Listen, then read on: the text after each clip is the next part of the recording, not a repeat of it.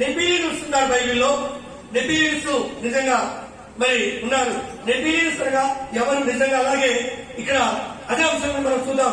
నెబిలియన్స్ మరి ఎవరు నిజంగా? అలాగే నరుల మరి కుమార్తెలు, దేవుని కుమారుడు చక్కని వారిని చూసి పెళ్లి ఆడని బైబిల్లో రాయబడింది. దేవుని స్తోత్రం. అంశం రాసుకోనండి.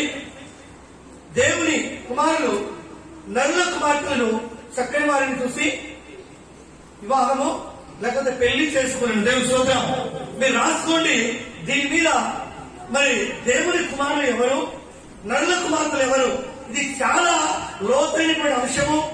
చాలా మంది దీన్ని వ్యాఖ్యానించారు కానీ దీని అర్థం చెప్పలేనటువంటి స్థితి. దేవుని స్తోత్రం. హల్లెలూయా. మీరు చక్కగా ప్రపంచం రాసుకోగలిగితే దేవుడు మరి సత్యమేంటి మనం తెలుసుకోగలుగుతాం. ఎందుకంటే ఈ అంశాన్ని మనం చూద్దాం. బైబిల్లో మనం చాలా మట్టుకు వింటున్నాం. ఈ లోకంలో చూద్దాం. చూడండి, ఆది కాండం నుంచి మనం చూద్దాం. ఆది కాండము 6వ అధ్యాయము నుంచి కొన్ని మాటలు మనం చూద్దాం. ఆది కాండము 6వ అధ్యాయము మొదటి నుంచి. నరులు భూమి మీద విస్తరింప ఆరంభించినప్పుడు, తరువాత కుమార్తెలు వారిని పుట్టినప్పుడు దేవుని కుమారులు నరుల కుమార్తెలు చక్కని వారిని చూసి వారందరిలో తమకు మనసుకు నచ్చిన స్త్రీలను వివాహము చేసుకునేది. దేవుని స్తోత్రం. చాలా మటుకు కూడా చాలా మంది కూడా దీనిని సరైన రీతిలో బోధించలేకపోతున్నాడు. అసలు దేవుని కుమారులు ఎవరు, నరుల కుమార్తెలు ఎవరు? వీళ్ళిద్దరికి భూమి మీద వివాహము జరిగిందా? దేవుని స్తోత్రం. జరిగిందా? వీళ్ళు చేసుకున్నారా పెళ్ళిళ్ళు? ఎవరు? దేవుని కుమారులు. ఎవరిని? నరుల కుమార్తెలు. అసలు దేవుని కుమారులు ఎవరు, నరుల కుమార్తెలు ఎవరు? ఎందుకంటే ప్రేమల దేవుని గారా, ఇక్కడ మొదటి వచ్చిన మనం చూశాం. దేవుడు నిజంగా ఏం చేశాడు? భూమి మీద అంతటా నరులు ఏమయ్యారు? విస్తరించారు. ఎవరిల్లు? నరులు. హల్లెలూయా. నరులు. మరి నరుల కుమార్తెలు ఉంది. ఇక దేవుని కుమారులు ఎవరనేదే మన యొక్క ఆలోచన. అందుకే మనం ఇంకా కింద మాట కూడా, అప్పుడు యెహోవా నా ఆత్మ నరులతో ఎల్లప్పుడూ వారించదు, వారు తమ అక్రమ విషయంలో ఏమైనారు? నరమాతులై ఉన్నారు. అయినను వారి దినములు 120 ఏళ్ళు. ఆ దినములలో నెఫీలిమ్స్ కూడా వారు కూడా భూమి మీద నుండి. హల్లెలూయా. ఇక్కడ నెఫీలిమ్స్ కూడా ఎక్కడున్నారంటే భూమి మీద ఉన్నారు ఆ దినములలో. అయితే ఇక్కడ మనము దేవుని యొక్క కుమారులు ఎవరు, నరుల కుమార్తెలు ఎవరు? నిజంగా ప్రేమ దేవుని మీద ఈ నెఫీలిమ్స్ ఎవరు? ఈ నెఫీలిమ్స్ గురించి మనము చివరిలో మనం తెలుసుకున్నాం. ఇప్పుడు దేవుని కుమారులు ఎవరు, నరులు కుమార్తెలు ఎవరు అనేది కూడా మనం చూసుకున్నాం. ఈ భూమి మీద నరుల కుమార్తెలను దేవుని కుమారులు వివాహం చేసుకున్నారా? దేవుని స్తోత్రం. హల్లెలూయా. వివాహం చేసుకున్నారా? ఒకవేళ చేసుకుంటే నిజంగా మనము అది ఎక్కడైనా ఉందా అనేది కూడా మనం చూద్దాం. అందుకే ఇక్కడ ఏబు గ్రంథంలో నుంచి మనం చూద్దాం. ఏబు గ్రంథము 1వ అధ్యాయం 6వ వచనం మనం చూద్దాం. 1:6.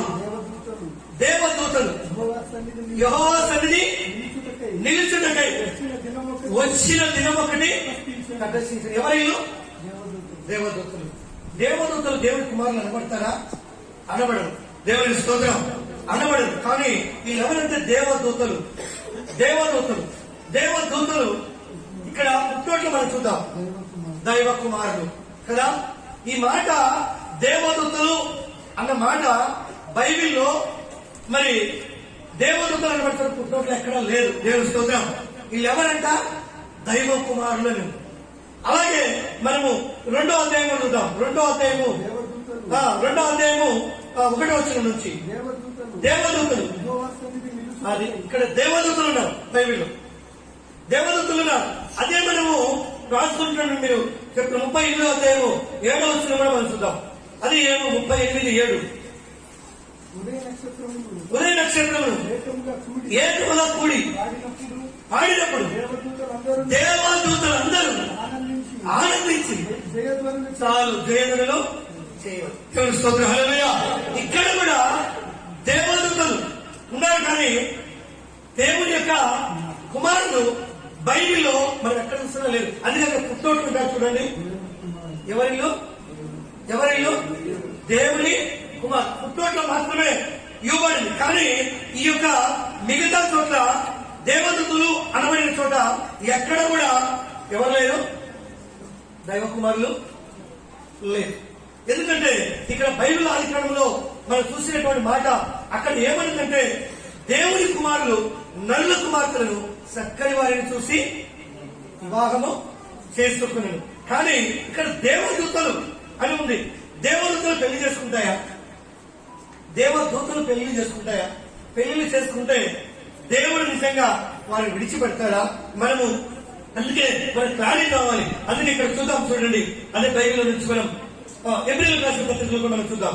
ఏప్రిల్ 1వ అధ్యాయము 5వ వచనం నుంచి మనం కొన్ని మాటలు చూద్దాం. ఏలయనగా నీవు నా కుమారుడు కదా. ఎవరు ఇక్కడ యేసుక్రీస్తు ఏమైనాడంటే తండ్రి ద్వారా పంపబడినవాడు కనుక ఆయన నీవు నా కుమారుడు అంటున్నాడు. దేవునికి స్తోత్రం. అయితే ఇక్కడ దేవుని కుమారులు లేకపోతే దేవదూతలు పెళ్లి చేసుకుని దేవుని కుమారులుగా ఉంటున్నారా? అందుకే మనము ఇక్కడ 13వ వచనం చూద్దాం. అక్కడే అయితే నీ పాదములకు పాదపీఠముగా చేయి వరకు కుడి పార్శ్వమున కూర్చును అని దూతలను ఎవరి కూర్చేయండి ఎప్పుడైనా చెప్పినా కదా. ఎవరి కూర్చంట? దూతలు. దూతలు వేరు, దూతల ఆత్మలు, వాళ్ళ ఆత్మలు. దూతలు ఎవరు? ఆత్మలు. ఆత్మలు పెళ్లి చేసుకుంటాయా? దేవుని స్తోత్రం. హల్లెలూయా. పెళ్లిళ్ళు ఇవ్వబడతాయా? ఇవ్వబడవు. అందుకే అక్కడ 14వ వచనం కూడా చూద్దాం. వీళ్ళందరూ రక్షణను స్వాస్థ్యము పొందవు వారికి పరిచారము చేయుటకై పంపబడిన సేవకులైన ఆత్మలు కారా. దేవుని స్తోత్రం. హల్లెలూయా. ఆత్మలుగా ఎవరంటే దూతలుగా ఎవరంటే ఆత్మలు. ఆత్మలు పెళ్లిళ్ళు చేసుకోవడం, ఆత్మలు పెళ్లిళ్లకు ఇవ్వడం, ఆత్మలకి లింగ భేదాలు ఉండవు. దేవుని స్తోత్రం. హల్లెలూయా. ఆత్మలకి ఏముండవు, లింగ భేదాలు ఉండవు. కనుక వాళ్ళు ఎవరంటే దేవుడు పంపబడినటువంటి దూతలు.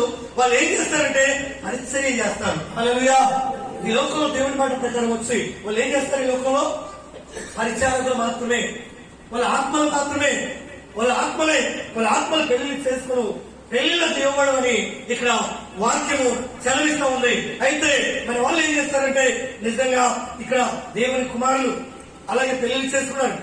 అది ఎక్కడ కూడా మనం లేఖన విరుద్ధంగా బోధించే వాళ్ళు చాలా మంది కూడా అక్కడ ఉంటుంది. అందుకే మనం క్లియర్గా వాక్యాన్ని మనం చూస్తే ఇక్కడ వాళ్ళు కేవలము ఆత్మలైన వాళ్ళు ఏం చేసేవారంట? పరిచయం. ఈ లోకంలో పరిచర్య చేసేవాళ్ళు తప్ప వాళ్ళు పెళ్లిళ్ళు చేసుకున్నాడు. దేవుని స్తోత్రం. అందుకే ఇక్కడ మత్తయి సువార్త చూద్దాం, చూడండి. లేదు మనకు మత్తయి సువార్త 22వ అధ్యాయము 22-28 చూద్దాం. 22వ అధ్యాయము 28వ వచనం నుంచి పునరుత్థానమందు ఈ ఏడుగురు జాగ్రత్తగా వినండి. పునరుత్థానం అంటే తిరిగి మనందరం మళ్ళీ జన్మిస్తాం, లేస్తాం, దేవునితో దగ్గరికి వెళ్ళడానికి మనం లేస్తాం. అందుకే ఇక్కడ ఏమంటున్నాడు? పునరుత్థానమందు ఈ ఏడుగురు ఆమె ఎవరికి భార్య అంటే ఆమెకు ఎంతమంది భర్తలు ఉన్నారు? అమ్మ ఎంతమంది ఉన్నారు? 7 మంది ఉన్నారు. హల్లెలూయా. 7 మంది ఉన్నారు. 7 చనిపోయారు. ఈ డౌట్ కూడా క్లియర్ చేస్తున్నాడు. ఎవరంటే ఆయన శిష్యులు ఎవరు అడుగుతున్నారంటే ప్రభువైనటువంటి యేసుక్రీస్తుని అడుగుతున్నాడు. అందుకే పునరుత్థానమందు ఈ 7 ఆమె ఎవరికి భార్యగా ఉండరు. ఆమె వీరందరికీ అంటే 7 మంది అందరికీ భార్యగా అంటే ఈ లోకంలో ఉన్నప్పుడు ఉండదు కదా. అది ఎవరిని అడిగింది? యేసుని అడిగింది. అందుకు యేసు లేఖనములను గాని దేవుని శక్తిని గాని వెలుగక పొరబడుచున్నారు. ఎందుకంటే చాలా మంది మందిరానికి వెళ్తా ఉంటారు, దేవుని వాక్యం చదువుతుంటారు, దాంట్లో ఏ మాత్రం కూడా అర్థం చేసుకోరు, ఏ మాత్రం బోధించాలో అర్థముగా బోధించరు, వారికి చెప్పరు. కానీ వాళ్ళు ఏదో మాట్లాడతారు, వీళ్ళు ఏదో వింటారు, అదే సత్యమని తెలుసుకునే పోతారు. అందుకే ఇక్కడ ప్రభువైనటువంటి యేసుక్రీస్తు ఏమంటున్నాడు, లేఖనములను గాని, లేఖనములు అంటే బైబిల్లో రాయబడినటువంటి లేఖనములు గాని, దేవుని శక్తిని గాని వీరు వెరుగక మీరు పొరబడుచున్నారు. పునరుత్థానమందు ఎవరును అది హల్లెలూయా. పునరుత్థానం అంటే మనం తిరిగి ఎలా వేస్తాం? ఆత్మలుగా వేస్తాం. దేవుని స్తోత్రం. హల్లెలూయా. ఆ శరీరం మహిమ శరీరం ధరించుకున్నప్పుడు మనందరం కూడా ఆత్మలుగానే వేస్తాం. హల్లెలూయా. అందుకే ఏమంటున్నాడు, పునరుత్థానమందు ఎవరును పెళ్లి చేసుకున్నారు, పెళ్లికి ఇవ్వబడరు, వారు పరలోకమందున్నారు. దూతల వలె ఉన్న చప్పులు కూడా మనసారి. హల్లెలూయా. హల్లెలూయా. వాళ్ళు ఎలా ఉంటారంట? పరలోకంలో దూతలు ఎలాగైతే దేవునికి మహిమకరంగా ఉన్నారో వాళ్ళకి ఎలాంటి విధానమైన ఆలోచన వారికి లేకుండా ఉందో, మన జీవితాలలో కూడా మనం కూడా, లేకపోతే ఈ లోకంలో ఉన్న వాళ్ళు కూడా ఎలా ఉంటారంటే ఆత్మలు మోసపడ్డారు. ఆత్మలు ఏం చేసుకున్నారంటే పెళ్లిళ్ళు చేసుకోరు, పెళ్లిళ్లకు ఇవ్వబడ్డరు. వాళ్ళందరూ కూడా ఎలా ఉంటారంట? పరలోకంలో దూతలు ఏ విధంగా అయితే ఉన్నారో అలాగే ఉంటారు. దూతలు ఆత్మలన్న ఒకటే. దేవుని స్తోత్రం చెల్లిద్దాం. హల్లెలూయా. అలా ఉంటారు. అయితే ఇక్కడ మనలో కలుగుతున్నటువంటిది ఒకటే, ఆ దేవుని కుమారులు ఎవరు? ఎందుకంటే ప్రేమ దేవుని బిడ్డగా ఈ మాటలు మన జీవితాలలో చాలా మటుకు మనం తెలుసుకోవాలి. లేఖనములు వారికి అర్థం కావు, లేఖనలు బోధిస్తూ ఉంటారు. సత్యము లేకపోతే అక్షరం కింద దాగి ఉన్నటువంటి మర్మము లేక ప్రత్యక్షత దాన్ని కనుగొనలేదు సేవకులు. దేవుని స్తోత్రం. హల్లెలూయా. అక్షరముగానే బోధించడం వలన బోధించడానికి అర్థం కాదు, ఈయన వల్ల కూడా ఇది ఇంతే అనుకుంటారు. దేవుని స్తోత్రం. హల్లెలూయా. అందుకే ఇక్కడ మనము చూడండి, ప్రకటన గ్రంథంలో చూద్దాం. ప్రకటన 12వ అధ్యాయము 9వ వచనం కూడా మనం చూద్దాం. ఒకవేళ వీళ్ళు ఎవరు కాగా సర్వలోకములు మోసపుచ్చుచు అపవాదిని సాతానని ఆది సర్పమైన అది భూమి మీద పడదోయబడెను. దాని దూతలు దానితో కూడా పడదోయబడు. మరొకసారి చెప్పబడ్డాం. హల్లెలూయా. కట్టసర్పముతో పాటు ఉన్న దూతలు అనగా దేవునికి పరిచారకులు. దేవుని స్తోత్రం. పరిచర్య పైన చేసే వాళ్ళు, దేవుడిని కొనియాడే వాళ్ళు, దేవుడిని స్తుతించే వాళ్ళు, దేవుడు అమలు చేసిన పనిని భూమి మీద నెరవేర్చేవారు. అయితే వీళ్ళు కూడా ఏ పాపము చేయలేదు. పాపం అంటే తప్పు చేయడమే పాపం కాదు. నిజంగా ఇక్కడ ఏమని చెప్తున్నారు? మళ్ళీ చూడ మాట, సాతాననియు పేరుగల ఆ మహాఘట సర్పము పడదోయబడెను. అది దాని దూతలు అంటే ఎవరు? దాని పక్కకు వచ్చిన వారు, దాని మాట వినిన వారు, దేవుని మాటను పునీకరించబడిన వారు, వారు అంతే తొయ్యబడ్డారు. కానీ వారు పెళ్లిళ్ళు చేసుకోలేదు. వాళ్ళు దేవుని మరి నమ్మకుండా వ్యర్థమైన ఆలోచనలు కలిగి ఉన్నారే కానీ వారు పెళ్లిళ్ళు భూమి మీద చేసుకోలేదు. హల్లెలూయా. వారు పడదోయబడ్డారు, ఒక మూలకు తొయ్యబడ్డారు. అంతే దేవుని యొక్క వాక్యం. ఎందుకంటే క్లియర్గా మనము చూసుకుంటూ వస్తున్నాం. ప్రియమైన దేవుని బిడ్డలారా, ఇక్కడ వారికి కూడా అంటే ఎవరంటే ఈ భూమి మీద తొయ్యబడినటువంటి సాతాననే సైన్యమనే దూతలకు కూడా మరి వాళ్ళు దేవుని కుమారులుగా పిలువబడి వివాహములు వాళ్ళు కూడా చేసుకునే అవకాశము లేదంటున్నాడు. అయితే ఇక్కడ మనం చూస్తాం, అక్కడ ఏం చూసాం? ఎవరు వాళ్ళు మనం మొదటిగా చూస్తాం. వాళ్ళు ఎవరి కుమారులు? దేవుని కుమారులు. మరి ఇక్కడ దేవుని కుమారులు, నరుల కుమార్తెలు. ఇక్కడ మనం కన్ఫ్యూజన్ లో ఉంటున్నాం చాలా మంది కూడా. బైబిల్ అర్థం కాదు, అలాంటి జీవితంలో చాలా మంది ఉంటున్నారు. అందుకే ఇక్కడ చూడండి, ఇంకొక మాట కూడా మనకు చక్కగా నేర్చుకున్నాం. అదే ఆదికాండం 11వ అధ్యాయము, ఆదికాండము 11వ అధ్యాయము 5వ వచనం చూద్దాం. 11వ అధ్యాయం 5వ వచనం. యెహోవా జాగ్రత్తగా హల్లెలూయా. వీళ్ళు ఎవరంట? యెహోవా నరుల కుమారుడు. నరుల కుమారులు. అక్కడ ఏమడింది? నరుల దేవుని కుమారులు, నరుల కుమార్తెలు. ఇక్కడ ఏమి చెప్తున్నాడు? నరుల కుమారులు కట్టిన పట్టణమును గోపురమును చూడ దిగి వచ్చాను. అప్పుడు యెహోవా ఇదిగో జనము ఒక్కటే, వారందరికీ భాష ఒక్కటే, వారు ఈ పనిని ఆరంభించి ఉన్నారు. ఇక మీదట ఏ పని చేయకుండా వారిలో ఒకరి మాట ఒకరికి తెలియకుండా అక్కడ వారి భాషను తారుమారు చేయడం రండని అనుకున్నాను. అలాగే యెహోవా అక్కడ నుండి భూమి అందంతటా వారిని చెదరగొట్టెను కనుక వారు ఆ పట్టణమును కట్టుట మానిరి. దానికి బాబేలు అని పేరు పెట్టిరి. ఎందుకనగా అక్కడ యెహోవా భూజనులందరి భాషను తారుమారు చేసెను. అక్కడ నుండి యెహోవా భూమి అందంతటా వారిని చెదరగొట్టెను. ఎందుకంటే భాష ఒక్కటే, దేవుడు ఒక్కడే, జనులు ఒక్కడే. అందుకే వీళ్ళందరూ ఎవరు తప్పుగా ఈ పట్టణంలో కట్టింది? నరుల కుమారుడు. దేవుడి స్తోత్రం. హల్లెలూయా. వీళ్ళు ఎవరు? వాళ్ళు ఎవరు? ఈ యొక్క నరుల కుమార్తెలు ఎవరు? నరుల కుమారులు ఎవరు? దేవుని కుమారులు ఎవరు? నిజంగా మనం చూస్తే దేవుని కుమార్తెలు కూడా ఎవరు?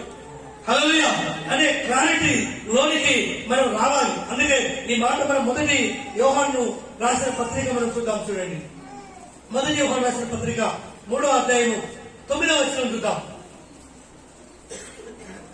మొదటి యోహాను 3:9. దేవుని జాగ్రత్తగా మనం అసలైన పాయింట్లోకి వస్తున్నాం. హల్లెలూయా.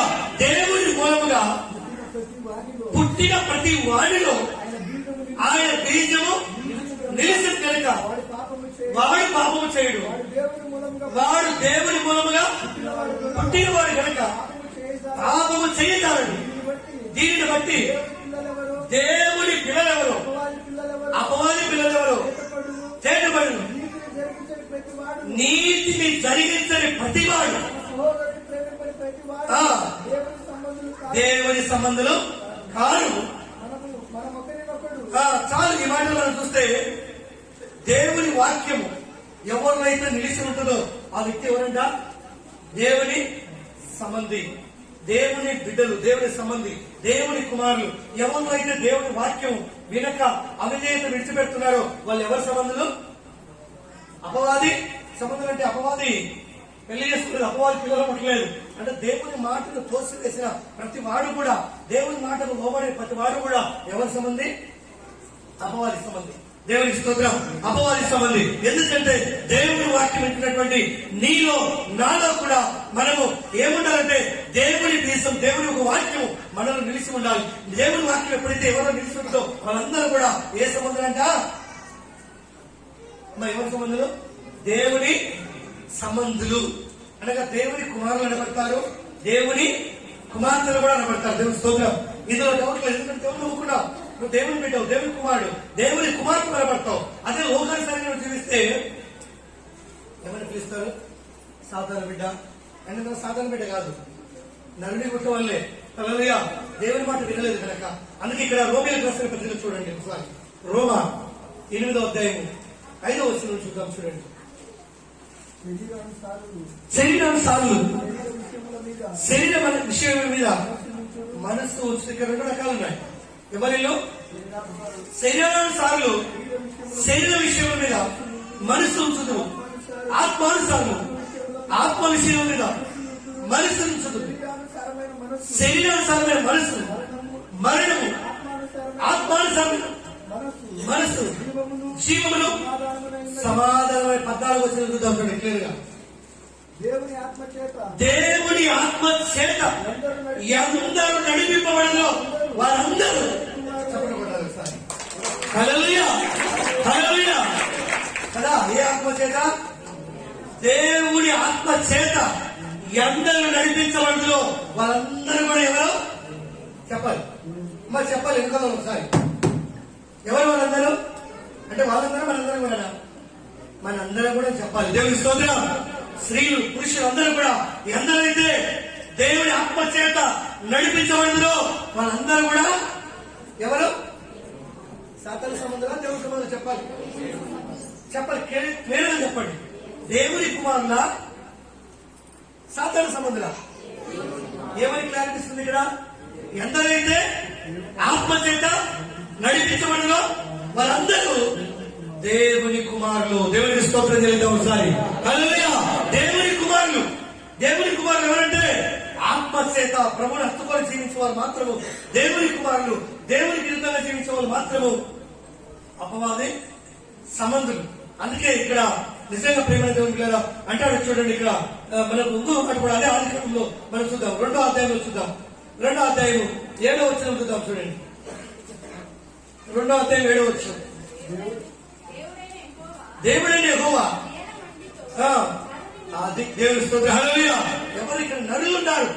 ఈ నరులు ఎందరైతే దేవుడి ఆత్మచేత ప్రత్యేకించబడ్డారో వాళ్ళందరూ కూడా ఎవరంట? దేవుని సంబంధం, దేవుని కుమారులు.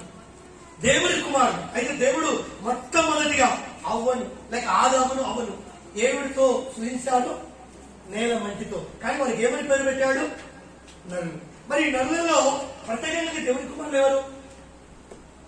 అదే క్లారిటీలో మనం రావాలి. హల్లెలూయా. అదే మనం చూడాలి. అందుకే ఎందరైతే ప్రభు ఆత్మతో నడిపించబడుతున్నారో వాళ్ళందరూ కూడా ఏమైనారు? మరి ఇక నరుల కుమార్తెలు ఎవరు? దేవునికి స్తోత్రం. హల్లెలూయా. ఇక్కడ ఇద్దరి మధ్య అదే జరుగుతుంది. అందుకే ప్రియమైన దేవుని పిల్లగా నేల మట్టితో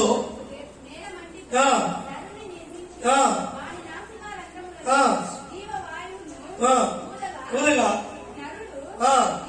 జీవాత్మాయను. నరుడేవాడు? జీవాత్మాయను. ఎవరైనా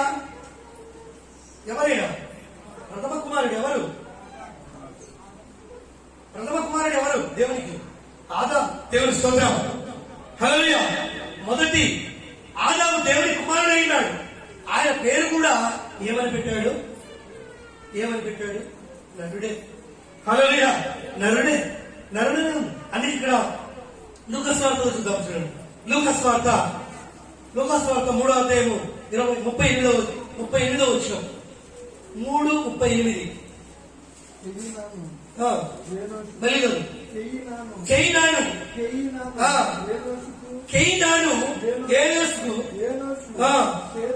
సేతు ఆదాముకు దేవునికి కుమారులు. చెప్పండి ఒకసారి. హల్లెలూయా. ఎవరు అంటే మనం చూస్తున్నాం సేతు కదా. ఎవరిని కన్నాడు? సేతు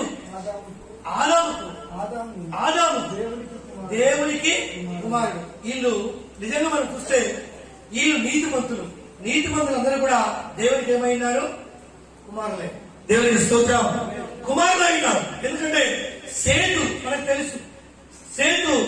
తెలుసు. అందుకే మనం చూస్తూ వస్తున్నాం. నిజంగా సేతు కానించి కూడా ఆదాము కానించి కూడా మనం చూస్తే వీళ్ళకి ఏమైనారంట?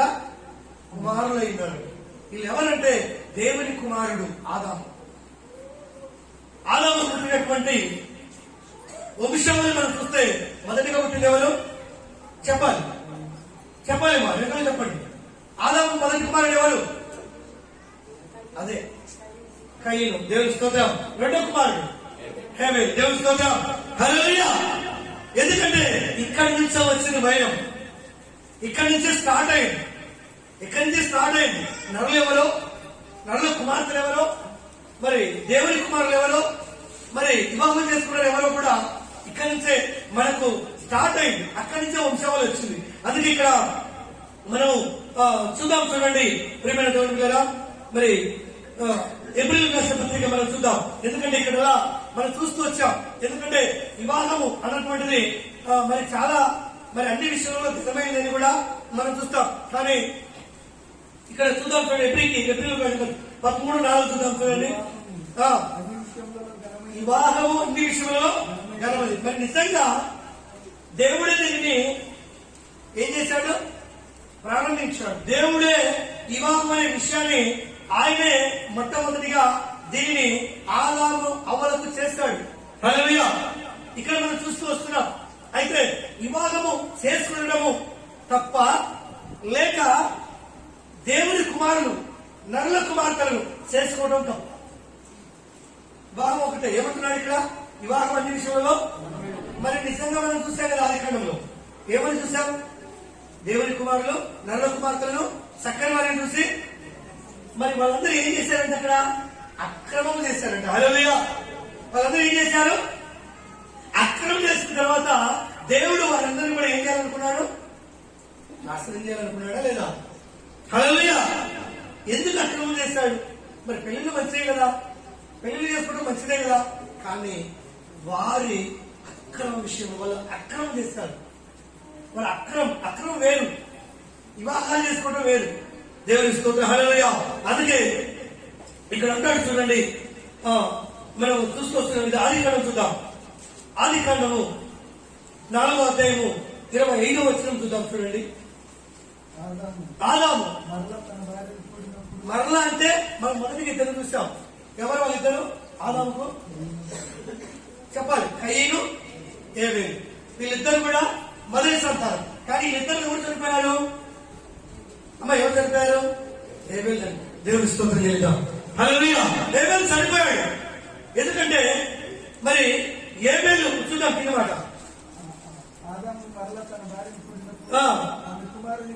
ఆ కుమారుని కని కయీను చంపిన ఏబేలుకు ప్రతిగా దేవుడు నాకు మరి ఒక సంతానం నియమించనుకుని చాలు. దేవుని స్తోత్రం. హల్లెలూయా. హలో, ఏమంటా ఉంది ఇక్కడ? అవ్వ ఏబేలుకు బదులుగా దేవుడు నాకొక మరి కుమారుని మరి అని కుమారుని నాకు ఇచ్చాడని చెప్తా ఉందా? ఇచ్చాడని చెప్తుందా? లేదు. ఏమని చెప్తా ఉంది? మరి ఒక సంతానము నియమించను. హల్లెలూయా. అంటే ఏబేలు నీతిమంతుడు కదా. ఏబేలు ఏమైనాడు? కయీనా ఏబేలా? చెప్పలేదు సార్. నీతిమంతులు ఎవరు? మన ఇద్దరు. ఏబేలు నీతిమంతుడు. ఆ స్థానంలోనికి ఆ లోటు భర్తీ చేయడానికి దేవుడు ఎవరిని నియమించాడంట? దేవుని స్తోత్రం. హల్లెలూయా. సేతుడు నియమించాడు. అంటే ఇక్కడ అవ్వ ఏమంటా ఉంది? నాకు కలిగించాడు, పుట్టించాడని చెప్తా ఉంది. ఏమంటుంది? నియమించను. నియమించను. ఈ పదం ఎలా ఉంది చెప్పండి. నియమించడం అంటే హల్లెలూయా మనం అర్థం చేస్తాం. దేవుని స్తోత్రం. నియమించను అంటాం. అంటే ఈ సేతు ఎవరు? నిజంగా ప్రియమైన దేవుని బిడ్డరా, మనం లోకస్వార్థం చూస్తాం. ఈయన ఎవరు నిజంగా? దేవుడి దృష్టికి నీతిమంతుడు. ఈ యొక్క సేతు సంతానం నుంచే మనం అటుపోయినసారి వాక్యం విన్నాం. ప్రార్థన ఎవరి నుంచి ప్రారంభించబడింది? సేతు యొక్క సంతానం నుంచి. అంటే సేతు యొక్క సంతానం నుంచి అంటే సేతు ప్రార్థన చేసే వాళ్ళందరూ కూడా ఆత్మచేత ఎంతమంది అయితే నింపబడుతున్న వాళ్ళందరూ ఏమవుతారు? చెప్పండి అమ్మ, చెప్పండి ఒకసారి. ఏమవుతారు? రోమిలకు రాసిన పత్రిక చెప్పాం.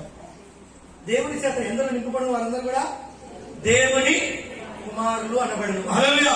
ప్రార్థన చేసి ఎంతమంది చేసిన వాళ్ళందరూ కూడా ఏమవుతారు? దేవుని కుమారులు అవుతారు, దేవుని కుమార్తెలు అవుతారు. అంటే ఇక్కడ నిజంగా ఈ మాట మనం చూస్తే నీతిమంతులు ఎవరు మరి లేక ఆ దేవుని కుమారులు ఎవరు, నరుల కుమార్తెలు ఎవరో కూడా మనకు క్లారిటీ అవుతుంది. ఎందుకంటే మనం అది కూడా మనం చూద్దాం. చూడండి, ఇక్కడ బైబిల్ నుంచి మనం చూద్దాం. అదే ఆదికాండం మనం చూద్దాం. అదే 4వ అధ్యాయం 19వ వచనం చూద్దాం. అది వీళ్ళెవరు చెప్పండి? వీళ్ళెవరు సంతానం? వీళ్ళెవరు సంతానం? హల్లెలూయా. వీళ్ళే కయీను సంతానం. అక్రమం ఏం చేస్తున్నారు? ఒక్కరిని చేసుకోవాల్సిన స్త్రీ ఎంతమంది చేసుకుంటా ఉంది? అది ఒక్కొక్కరు ఎంతమంది చేసుకుంటా ఉన్నారు? అక్రమం అంటేదే. హల్లెలూయా. అందుకే నరమాత్రులు నా విషయంలో ఏమైనారు? అక్రమం చేస్తున్నారు. అందుకే దేవుడు నిజంగా ఇక్కడ ఏమంటున్నాడు? లెమెకు ఇద్దరు స్త్రీలను పెళ్లి చేసుకుని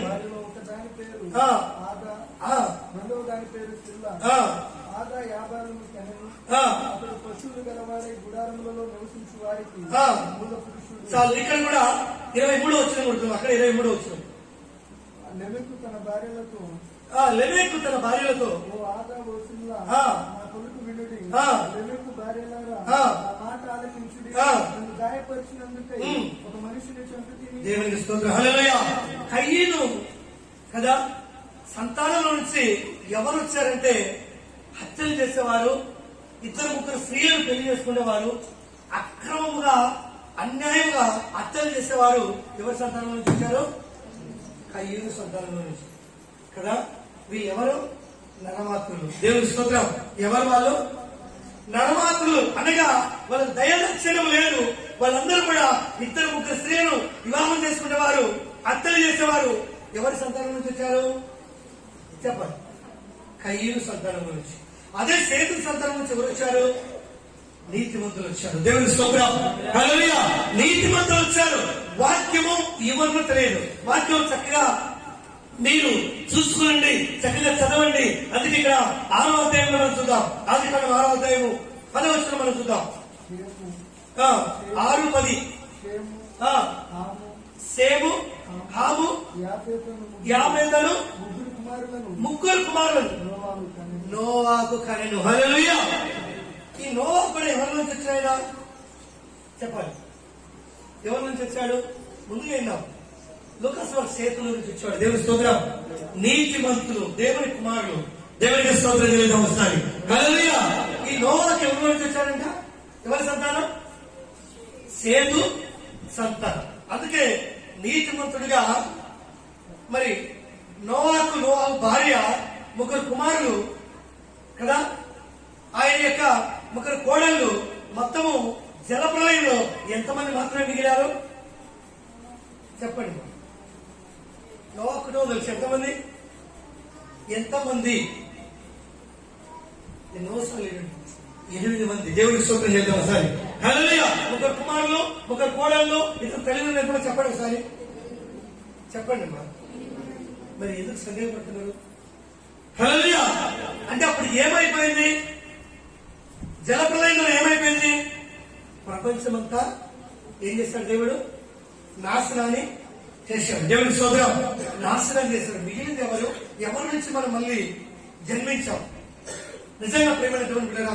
అందుకే ఇక్కడ మనము చూద్దాం అన్నమాట. 12వ వచనం కూడా చూద్దాం. దేవుడు 10 నుంచి చదవాలి. షేము హాము సేము హాము యాఫెతును ముగ్గురు కుమారులను ఆ, నోవాహు కనెను. నోవాకు కనెను. భూలోకము ఆ, దేవుని సన్నిధిని ఆ, చెడిపోయి ఉండెను. అది ఏమైందంట? భూలోకం అంతా కూడా ఏమైంది? చెడిపోయింది. ఎవరి ద్వారా? ఎవరి ద్వారా? 4వ అధ్యాయం అంతా మనం చూస్తే కయ్యను సంతానం. 5వ అధ్యాయం అంతా మనం చూస్తే చెప్పాలి ఆదాము సేతు సంతానం. హల్లెలూయా. సేతు సంతానము, కయ్యను సంతానము వాళ్ళు వృద్ధి పొందుతూ నిజంగా మరి ఈ యొక్క సేతు సంతానము ఎవరిని చేసుకున్నారంటే వీళ్ళు దేవుని కుమారులు, నియమించబడిన వారు. అవ్వకు నియమించాడు, అవ్వ నాకు నియమించిన కుమారుడు. అంటే కయ్యనగా నీతిమంతుని స్థానంలో భర్తీ చేయుటకు మళ్ళీ ఎవరు రావాలి? నీతిమంతుడే రావాలి. దేవుని స్తోత్రం. హల్లెలూయా. అందుకే ఈ యొక్క సేతు సంతానము, కయ్యను సంతానమును వివాహం చేసుకున్నారు. వీళ్ళేమో దేవుని కుమారులు, వాళ్ళేమో అక్రమం చేస్తూ నరులుగానే జీవించారు. ఆ నరుల కుమార్తెలను వీళ్ళు ఏం చేశారు? పెళ్లిళ్ళు చేసుకున్నారు. అందుకే ఈ అక్రమ విషయంలో దేవుడు ఏం చేశాడు? జలప్రలయంలో ఏం చేశాడు చెప్పాలి? నాశనం చేశాడు. దేవుని స్తోత్రం. నాశనం చేశాడు. ఎందుకంటే ఒక్కొక్కరు ఈ విధంగా పెళ్లి చేసుకోవటము, ఈ విధంగా చంపుకోవటము, అదే సంతానము ఎక్కడి నుంచి వచ్చిందంటే కయ్యను యొక్క సంతానం నుంచి వచ్చింది. సేతు యొక్క సంతానం నుంచి అనగా ఆదాం కాదు, నోవాకు. ఇలాంటి నోవా కుటుంబము ఇలాంటి దేవుని వంశంలో వచ్చింది. అంటే నోవాకు దేవునికి ఏమైనాడు? ఇష్టమైన వ్యక్తి, అవిష్టమైన వ్యక్తి. ఇష్టకరమైన వాళ్ళని రక్షించాడు, అవిష్టమైన ప్రపంచమంతా ఏం చేశాడు? భూలోకమంతా ఏం చేశాడు? నోవా కుటుంబం మాత్రమే దైవికంగా 8 మంది నిలబడగలిగిన. దేవుని స్తోత్రం. ఈ సంతానం ఎవరి నుంచి వచ్చిన వారంటే సేతుల నుంచి వచ్చిన వారు. దేవునికి స్తోత్రం చేద్దాం ఒకసారి. హల్లెలూయా. ఆ సంతానం నుంచి మళ్ళీ భూలోకం అంతా వృద్ధి అయిపోయింది. దేవుని స్తోత్రం. అదే నిజంగా మనము ఇక్కడ అదే పిల్లలు వచ్చిన చూడు.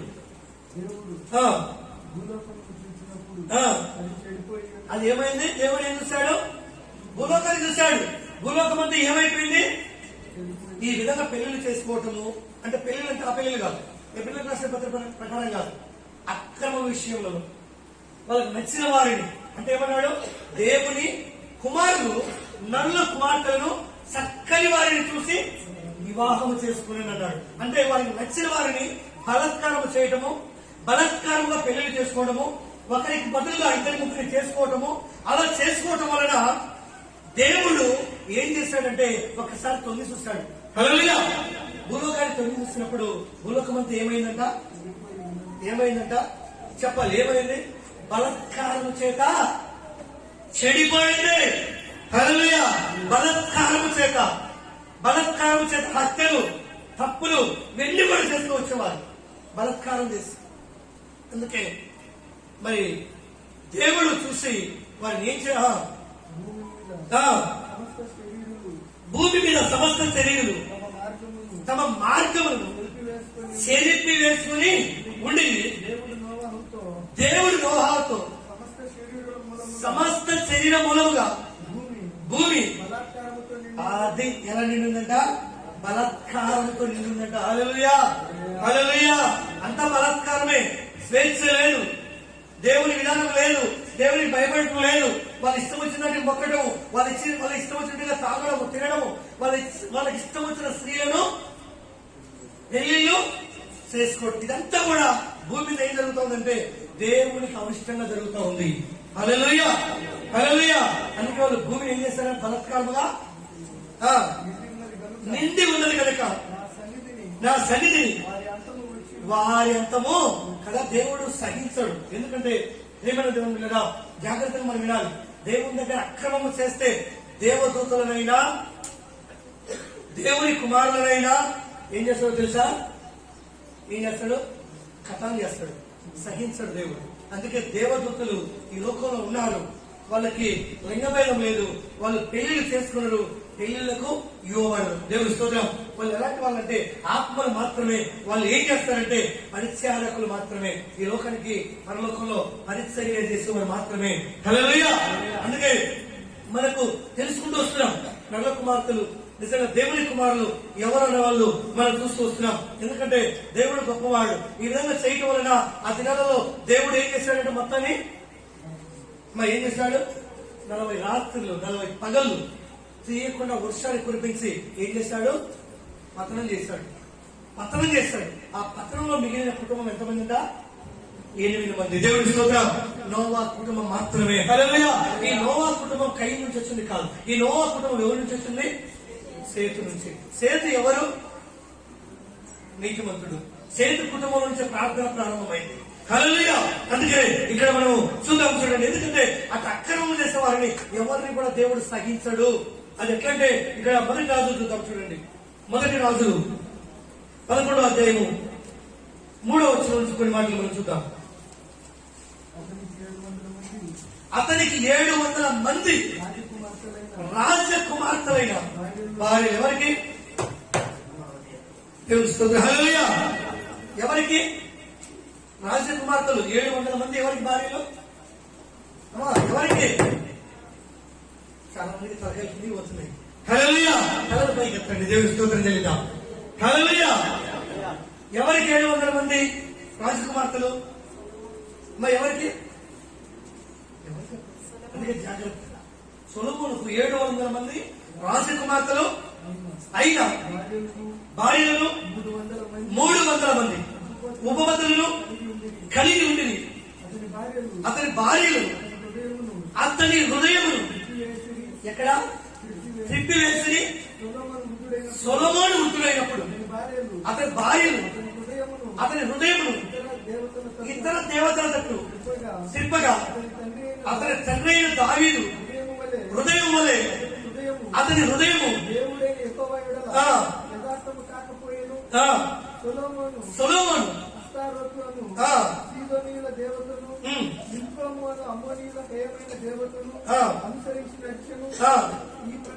ఈ ప్రకారం సొలొమోను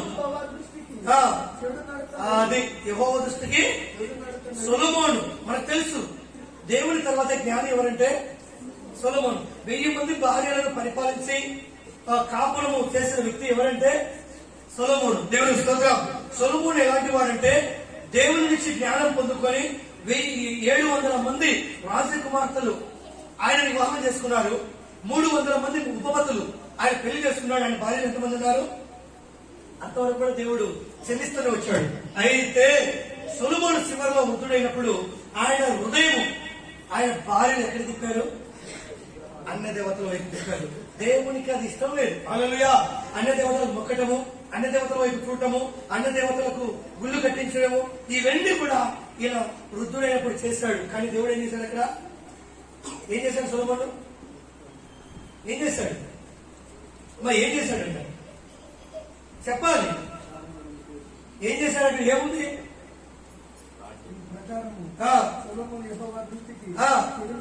చెడు నడత నడిచి యథార్థ హృదయం యెహోవాను అనుసరింపలేదు. సొలొమోను కెమోషులను, మోయాబీయులను ఏమైనా దేవతకు, అమోనీయులను అమోనీయులను ఏమైనా దేవతకు, యెరూషలేము ఎదుటనున్న కొండ మీద బలిపీఠములను కట్టించాడు. చాలు, ఇవన్నీ చాలు. మనం అంటే ఆయన తిరిగిపోయినప్పుడు సొలొమోను లాంటి మాటలు ఏం చేశాడు తెలుసా? దేవుడు పతనం చేశాడు. ఇక మనమెంత? హల్లెలూయా. మనమెంత ఒకసారి లెక్క పెట్టుకోనండి. అందుకే మనము మరి నిజంగా దేవుడు దేవుని యొక్క కుమారులు కదా, దేవుని ఆత్మలుగానే వచ్చి పెళ్లి చేసుకుంటే దేవుడు వారిని వదిలివేస్తాడా? వదిలేస్తాడా? వాళ్ళు పెళ్లి చేసుకుని వాళ్ళు ఇక్కడ కాపురాలు పెడితే దేవుడు సహిస్తాడా? అందుకే ఇక్కడ మనము ఇంకొక మాట కూడా మనం చూద్దాం. చూడండి, మీకు ఇంకా క్లారిటీ కలగడం. యూదా పత్రికలో మనం చూద్దాం. యూదా రాసిన పత్రిక 1:6 కూడా మనం చూద్దాం. త్వరగా మనం 1:6 యూదా రాసిన పత్రిక. మరియు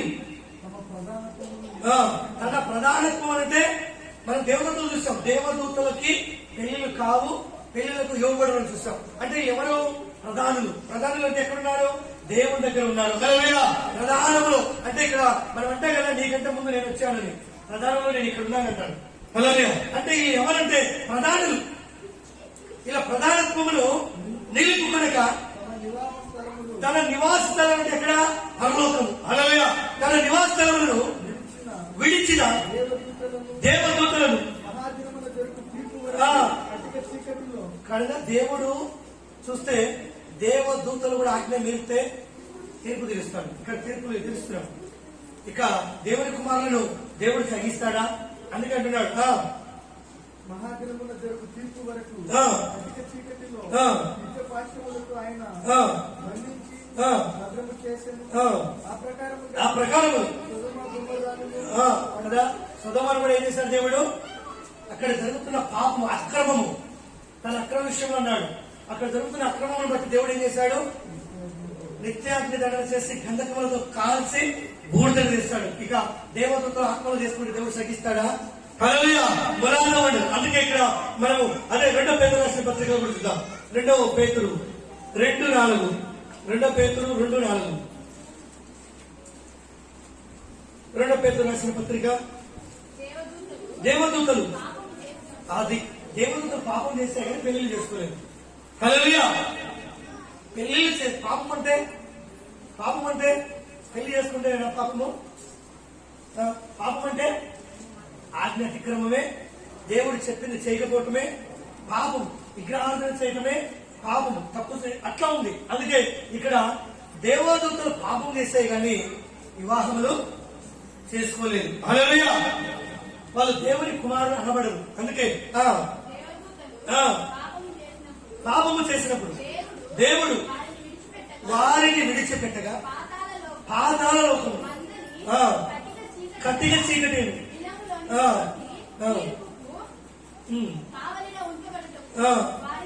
వారిని అప్పగించిన వారి పరలోక పాతాళంలో బంధించాడు దేవుడు. అంతేగాని పాపం చేసినందున వాళ్ళు నిజంగా వివాహములు చేసుకోలేదు.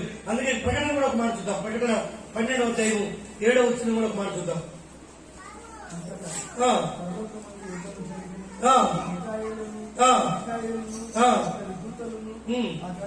కదా మిఖాయేలును, అది మిఖాయేలు అనగా దేవుని దూత. అంతే. మిఖాయేలు పెళ్లి చేసుకోవడానికి లేదు. దేవుని స్తోత్రం. దూతలు పెళ్లి చేసుకోవడం వాళ్ళు యుద్ధం చేయడమే, వాళ్ళు పరిచారకులు మాత్రమే, కానీ పెళ్లిళ్ళు చేసుకునే అవకాశము లేదు. ఈ వాక్యమును చాలా మంది తప్పుడుగా బోధించి అసలు నరుల కుమార్తెలు ఎవరు, దేవుని కుమారులు ఎవరు అనే సిచ్యువేషన్ లో తలలు బాదుకునే వాళ్ళు లక్షల కోట్ల మంది ఉన్నారు. దేవుని స్తోత్రం చెల్లిద్దాం. హల్లెలూయా. దీనికి అర్థము తెలియదు. అందుకే అంటాడు ఇక్కడ మనము ఇంతవరకు మనము చూసాం ప్రేమ దేవుని పిల్లరా. మరి రెండో భాగం ఎవరున్నారు? త్వరగా నేను ముగిస్తాను. రెండో భాగం ఎవరు నీకు అర్థమైంది? నరుల కుమార్తెలు ఎవరు చెప్పండి. నరుల కుమార్తెలు ఎవరమ్మా చెప్పండి అమ్మ ఒకసారి. అసలు ఆదాముకి ఎంతమంది? ఇద్దరు అనుకున్నాం. ఇద్దరులో ఎవరు? దేవుని స్తోత్రం. హల్లెలూయా. తలకాయలు అసలు ఇవ్వట్లేదు. అసలు నరుల కుమార్తెలు ఎవరు? కయీను సంతానం. మరి దేవుని కుమారులు ఎవరు? సేతు సంతానం. అర్థమైపోయినా మీకు? ఇంకా ఏమైనా వివరణ కావాలా? దేవుని స్తోత్రం. హల్లెలూయా. వీళ్ళందరూ దేవుని కుమారులు, సేతు సంతానము. కయీను యొక్క సంతానం అంతా కూడా ఇద్దరు ముగ్గురు అక్రమము చేస్తూ వచ్చి వీళ్ళు 4వ అధ్యాయం అంతా మనం చూస్తే ఎవరంటే కయీను సంతానము, 5వ అధ్యాయం అంతా ఎవరంటే సేతు సంతానం. వీళ్ళందరూ కూడా ఏం చేసుకున్నారు? వారికి నచ్చిన వారిని పెళ్లి చేసుకొని ఈ అక్రమ విషయంలో ఏం చేశారు? మరణాలు తెచ్చుకున్నారు. అర్థమైంది మీకు? ఇక రెండో వాళ్ళు ఎవరున్నారు? నెబిలియన్స్. దేవునికి స్తోత్రం. త్వరగా అంతే మనం వేయించుకున్నాం. ఇక్కడ నెబిలియన్స్ ఎవరు? ఇక్కడ మనం చూసాం కదా ఆదికాండంలో. చూద్దాం చూడండి ఆదికాండము. మళ్ళీ మనము అక్కడ 4వ వచనం చూద్దాం. మొదటి నుంచి 6వ అధ్యాయము జాగ్రత్తగానండి. నరులు భూమి మీద విస్తరింప ఆరంభించినప్పుడు తరువాత కుమార్తెలు వారికి పుట్టినప్పుడు దేవుడి కుమారులు నరుల కుమార్తెలు చక్కని వారిని చూసి వారందరూ అప్పుడు యెహోవా నా ఆత్మ నరులతో ఎల్లప్పుడు వాదించదు. వారు తమ అక్రమ విషయంలో నరమాతులై ఉన్నారు. అయినను వారి దినములు దేవుని స్తోత్రం. ఆ దినములలో నెఫీలను వారు భూమి మీద ఉండిరి. తర్వాతను ఉండిరి దేవుని కుమారులు నరుల కుమార్తెలతో పోయినప్పుడు పూర్వకాలమందు వేరు పొందిన శూరులు వీరే. అర్థమైందా మీకు? అంటే వీళ్ళు నరుల కుమార్తెలను చక్కని వారిని పోయినప్పుడు దేవుని కుమారులు ఇక్కడ నెఫీలియన్స్ వారికి పుట్టిన వారు శూరులు వీరే. అంటే అప్పుడు అంతకు ముందు ఏమన్నారు? నెఫిలియన్స్ కూడా ఉన్నారు. నెఫిలియన్స్ కూడా ఉన్నారు. వాళ్ళు ఎవరంట? వాళ్ళు సూర్యుడు అంట. దేవుని స్తోత్రం. అంటే బలమైన వారు, భారీ కాయలు, భారీ దేహం కలిగిన వారు. దేవుని స్తోత్రం. హల్లెలూయా. అంటే ఈ యొక్క నెఫిలియన్స్ తప్పుడుగా ఎలా వాక్యము జనాలు బోధిస్తున్నారంటే ఈ నెఫిలియన్స్ గురించి దేవుని కుమారులు నరుల కుమార్తెలతో పోయినప్పుడు ఈ ఎవరంట? బలమైన శూరులు పుట్టారంట. వీళ్ళు ఎప్పుడున్నారంట?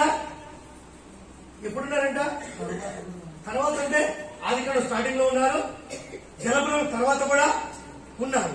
దేవునికి స్తోత్రం. హల్లెలూయా. అర్థం తెలియని వాక్యం బోధించే వారికి వీళ్ళు నిజంగా మరి ఎవరు అనే మాట మనము అక్కడ 2వ వచనంలో మనం చూద్దాం. చూడు 2వ వచనం జాగ్రత్తగా మళ్ళీ ఇవ్వండి. నరుల మళ్ళీ కుమారులు దేవుడి కుమారులు నరుల కుమార్తెలు. మళ్ళీ జాగ్రత్తగా రండి. నరుల కుమార్తెలు చక్కని వారిని చూసి వారందరిలో కదా. ఇక్కడ 4వ వచనం చూద్దాం. భూమి మీద ఉండేది. దేవుని స్తోత్రం. హల్లెలూయా. భూమి మీద ఉండేది కదా. అక్కడ మనము నిజంగా ఆ 4వ వచనం మధ్య భాగంలో చూద్దాం. చూడండి. దేవుని కుమారులు నరుల కుమార్తెలతో పోయినప్పుడు వారికి పిల్లలను కలిగి పూర్వకాలమందు పేరు పొందిన శూరులు వీరంటే ఎవరు? సూర్యులు అంటారు నెఫిలియన్స్. దేవుని స్తోత్రం. నెఫిలియన్స్ నిజంగా ఇక్కడ క్లారిటీగా మనం చూస్తే ఈ మాట మనం చూస్తే పైన రాయబడి వస్తుంది మాట, కిందికి రాయబడి ఎందుకంటే దేవుని కుమారులు నరుల కుమారులతో పోయినప్పుడు వారు వీరికి పుట్టిన మాట ఇక్కడ కన్ఫ్యూజన్ గా కింద ఉంది. అందుకే శూరులు వారే అంటే ఎవరిలో నెఫిలిమ్స్. ఈ నెఫిలిమ్స్ ఎవరు? ఇది కూడా చాలా మంది ఈ నెఫిలిమ్స్ గురించి అర్థం కాని పాయింట్ అది. అది అర్థం కాదు, వాక్యము అర్థం చేసుకోలేరు వాళ్ళు. వాళ్ళు ఎప్పుడున్నారు? ఇక్కడ 6వ అధ్యాయంలో ఉన్నారు, 6వ అధ్యాయం తర్వాత కూడా ఉన్నారు. మనం చూసుకున్నాం కదా దేవుని వాక్యము. ఈ నెఫిలిమ్స్ ఎవరు మనం క్లారిటీగా మనం చూద్దాం. చూడండి ఇక్కడ బైబిల్ నుంచి మరి ఈ మాట మనకు చక్కగా రాయబడింది. సంఖ్యాకాండంలో కూడా మనం చూద్దాం.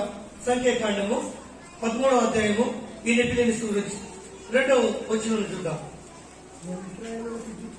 నేను ఇశ్రాయేలుకు ఇచ్చుచున్న కానాను దేశమందు నీవు మనుషులను పంపుము.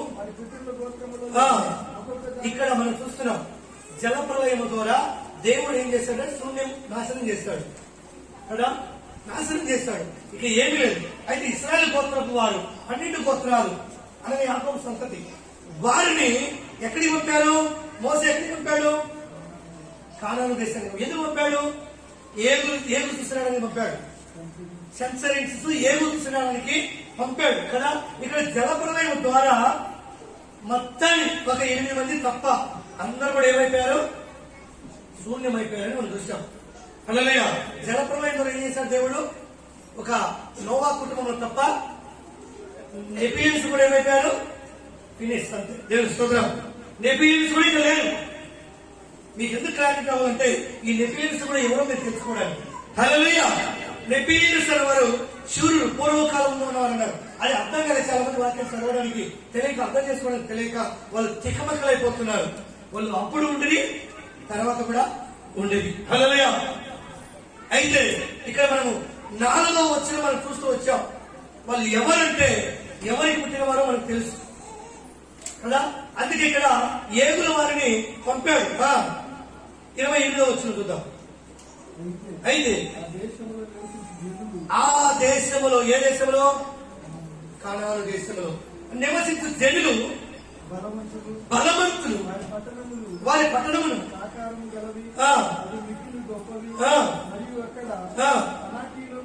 అది. దేవుని స్తోత్రం. మొట్టమొదటికి ఎవరు చూశారు? వీళ్ళు ఎవరు? 12 గోత్రాల వారు ఎవరు చూశారు? అనాకీలు. అనాకీలు అనగా భారీ కాయలు, భారీ దేహం కలిగిన వారు. హల్లెలూయా. భారీ మనుషులు వాళ్ళే. ఇక్కడ మనం 31వ వచనం చూద్దాం. వారిని చూసి మొట్టమొదటిగా ఈ 12 గోత్రాల వారు భయపడ్డారు. ఎందుకంటే చూస్తే సామాన్యంగా మనిషి ఎంత ఉంటాడు? 3 మూరల నుంచి 4 మూరల వరకు ఉండొచ్చు మహా అంటే. వీళ్ళు భారీ కాయలు. దేవుని స్తోత్రం. నెఫిలిమ్స్ అంటే సామాన్యులు కాదు. వారు ఎలాంటి వారు అంటే భారీ దేహం కలిగిన వారు. హల్లెలూయా. అలాంటి వారు. అందుకే అయితే అది ఆ జనులు ఎవరిలో? ఎవరు వాళ్ళు? అక్కడ ఏమని ఎవరిని చూస్తారు? అనాకీలు. అనాకీలు. అనాకీలు ఈ కంటే కూడా ఎలాంటి వారంట? భారీ మనుషులు. అయితే అతనితో కూడా పోయిన మనుషులు మనకంటే బలవంతులు, మరియు వారు తాము సంచరించిన దేశం గురించి ఇశ్రాయేలులకు చెడ్డ సమాచారం చెప్పి సంచరించిన దేశము మన నివాసులను భక్షించి దేశము కదా. ఏమైనా ఎలా ఉన్నారంటే మనుషులను సామాన్యులు భక్షించే వారిగా ఉన్నారంట. అంటే నిజంగా మనం ఉదాహరణకు మనం చూస్తాం. ఇక్కడ చూద్దాం, మీకు అక్కడ మాట చెప్తా చూడండి. 33 దానిలో మాకు కనబడిన జనులందరూ, దానిలో కానానులో కనబడిన జనులందరూ ఉన్నత దేవులు అంటే బలమైన వారు. అక్కడ నెఫీలీల. అది దేవుని స్తోత్రం. హల్లెలూయా. నెఫీలు పూర్వకాలంలో ఎలా ఉన్నారో వారి సంబంధాలు ఇక్కడ కూడా ఉన్నారని చెప్పేసి ఏగులు వారు ఏమైందంటే భయపడ్డారు. భయపడి సరైన సమాచారం ఇవ్వలేదు. దేవుని స్తోత్రం. ఎందుకంటే వీళ్ళు సామాన్యమైన మనుషులు, వీళ్ళు భారీ దేహులు. దేవుని స్తోత్రం. భారీ దేహులు. ఎందుకంటే వీళ్ళు చూస్తే చాలా బలం కలిగిన వారు. అందుకే వారు భక్షిస్తారంటే వారిని చంపి తినేస్తారని చెప్పేసి వీళ్ళు ఏమయ్యారు? భయపడ్డారు. హల్లెలూయా. వీళ్ళు భయపడ్డారు. వీళ్ళు భయపడి తప్పుడు సమాచారాన్ని ఇచ్చారు. వీళ్ళు అక్కడ కూడా ఉన్నారని దేవుని యొక్క వాక్యము సెలవిస్తా ఉంది. మనము చూస్తాం ప్రియమైన దేవుని కదా. అక్కడ 33 వచ్చినము నెఫీలీయుల సంబంధులైన అనాకు ఫస్ట్ వారు ఎవరంటే అనాకు వాళ్ళు నెఫీలీయులు, వాళ్ళు భారీ వాళ్ళు. ఎందుకంటే వీళ్ళు ఆది కాండంలో ఉన్నారు, జలప్రలయం తర్వాత ఉన్నారు. జలప్రలయము ముందు కూడా నెఫీలీయులు ఉన్నారు. అక్కడ ఆది కాండంలో మొదటిగా మనం చూసాం కదా. వీళ్ళు ఇప్పుడు ఉన్నారు, తర్వాత కూడా ఉండిరి. దేవునికి స్తోత్రం, హల్లెలూయా. అప్పుడు ఉన్నారు, తర్వాత ఉన్నారు. నిజంగా వాళ్ళు దేవుని కుమారులు. మరి చక్కని వారితో పోతే బలమైన సూర్యులు ఈయనే నెఫీలీయులు. హల్లెలూయా. వీళ్ళు ఎవరు అనేది అర్థం కదా. తలలు బాదుకున్న బోధకులు చాలా మంది ఉన్నారు. దేవుని స్తోత్రం, హల్లెలూయా. అందుకే ఇక్కడ మనం చూస్తే ఈ మనుషులు చాలా హైట్ వెయిట్ కలిగిన వారు. వారిని చూసినప్పుడు భయపడి తిరిగి వచ్చారు. ఎందుకంటే భారీ దేహం కలిగిన వారు కదా. అలాంటి వారిని చూసినప్పుడు వీళ్ళు భయపడినట్టుగా మనం చూస్తాం. ఇక మనము మొదటిగా చూస్తే మనము దావీదును చంపుతాడు ఫిలిస్తీన్. ఆ ఫిలిస్తీన్ ఎన్ని మూలలు ఉన్నాడు? 6 మూరల జానుడు. దేవుని స్తోత్రం చెల్లిద్దాం. 6 మూరల జానుడు గొలియాతును దావీదు చూస్తే, దావీదు గొలియాతు చూస్తే ఎలా ఉంటాడు చెప్పాలి. ఆయన ముందు ఎట్లా దావీదు?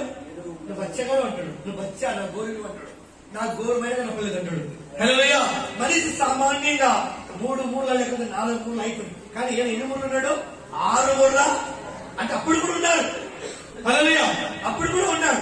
అంటే ఆ కాలంలో కూడా ఉన్నారు. అలాంటి వారిని చిన్నవారు చూసినప్పుడు ఎలా ఉంటుంది అని దృష్టికి మిడతల వలె ఉంటారు. దేవుని స్తోత్రం. ఎలా ఉంటారు? మిడతల వలె ఉంటారు. హల్లెలూయా. ఇక్కడ ఏగుల వారు కూడా 12 గోత్రాలు వెళ్ళినప్పుడు వారి దృష్టికి, నెఫీలీయుల దృష్టికి వీళ్ళు ఎలా ఉన్నారు? మిడతల వలె ఉన్నారు. దేవునికి ఒకసారి చెప్పడం ఉన్నారు. హల్లెలూయా, హల్లెలూయా. అందుకే ఇంకా మనం ముగింపులోకి వచ్చేసాం. ఆదికాండం 8వ అధ్యాయము, ఆదికాండం 10వ అధ్యాయము 8వ వచనం చూద్దాం.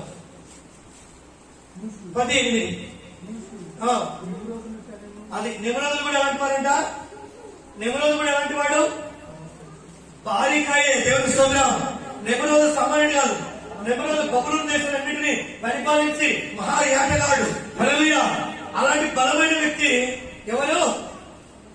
నిమరోధు కూడా వారిలో ఒక వ్యక్తి.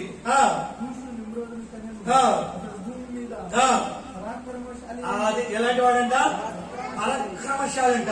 హైట్ వెయిట్ బలం కలిగినటువంటి వ్యక్తులు. అతడు యెహోవా ఎదుట, అది యెహోవా దేవుని ఎదుట ఎలాంటి వాడంట? పరాక్రమ గల యాతగాడు వ్యక్తి అంట. దేవుని స్తోత్రం. అలాంటి వారు మనలాంటి వాళ్ళకి ఎలా ఉంటాడు? భార్య అంటారు. వాళ్ళకి మనం ఎలా ఉంటామంట? మెత్తల వల్ల ఉంటామంట. దేవుని స్తోత్రం. అందుకే శివరి మాట ఆమోస్ చూసి మనం ముగించుకుందాం. ఆమోస్ 2:9 చూద్దాం. ఇక్కడ కూడా మీకు క్లారిటీ వచ్చేస్తుంది. 2వ అధ్యాయం 9వ వచనం.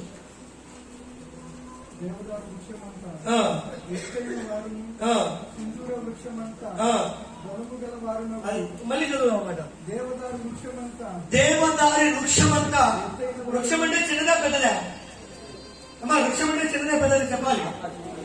మరి వీళ్ళు ఎంత ఎత్తున్నారంట? దేవదారి వృక్షమంతా ఎత్తైన వారు, సింధూరు వృక్షమంతా బలము గల వారు, అగు అమోరీలు కూడా ఎలాంటి వారంట? ఒకవేళ అంత హైట్ లేకపోయినా వీళ్ళు కూడా నెఫీలీయుల లాంటి భారీ కాయలు కలిగిన వారి. దేవుని స్తోత్రం, హల్లెలూయా. వీళ్ళు అప్పుడు ఉన్నారు, ఇప్పుడు కూడా ఉన్నారు. అందుకే మన జీవితంలో మనం చూస్తూ వచ్చాం. నెఫీలీయులు కూడా ఎవరో మీకు అర్థమైపోయారు. ఈ పాటికి నెఫీలీయులు కూడా ఎవరు పుట్టిన సంతానము మనము మీకు క్లియర్ గా అర్థం కావాలంటే అక్కడేమో దేవుని కుమారులు, కుమార్తెలు మనము 4వ వచనంలోనే మనం చూసాం. తర్వాత 6వ అధ్యాయం 3వ వచనంలోనే కింది భాగాలు ఉంటాయి మాటలన్నీ కూడా మీకు. మళ్ళీ చక్కగా సూర్యుని ఇంటికి పోయిన తర్వాత కూడా వీళ్ళందరూ కూడా ఈ విధంగా కలిగి ఉన్నారు. అయితే ఈ యొక్క కాణంలో నివసిస్తున్నప్పటికీ మనం చూస్తే అప్పుడు ముందు మనం చూస్తాం నోవా కుటుంబం మాత్రమే కట్టబడిందని. ఆ తర్వాత జలప్రలయానికి ఎవరు లేరు. నోవాకి ఎంతమంది కొడుకులు? మళ్ళీ చెప్పాలి. నేను కూడా చెప్పాలి. వీళ్ళు ఎవరి కుమారులు నెఫీలీయులు తెలుసా మీకు? హాము కుమారుడు ఆయన. దేవుని స్తోత్రం. హాము కుమారుడు మాత్రమే నెపిలీలు. దేవుని స్తోత్రం చెల్లిద్దాం. హల్లెలూయా. ఈ పూర్వకాలంలో సూర్యులు ఎవరంటే మనకు అర్థమైపోయింది. ఎవరి కుమారులు? హాము కుమారులే. ఇంకా ముగ్గురు కుమారులు. ఈ ముగ్గురు కుమారులలో జలప్రలయం తర్వాత దేవునికి స్తోత్రం చెల్లిద్దాం. హల్లెలూయా. ఆ తర్వాత ఎక్కడి నుంచి వచ్చిన వారంటే సేతు సంతతుల నుంచి వచ్చిన వారిని మనకి క్లారిటీ అయిపోయింది కనుక దేవుడి మాటలు తన వీకిడిలో దేవుడు దీవించుగాక. తలలో ప్రార్థన చేసుకుందాం.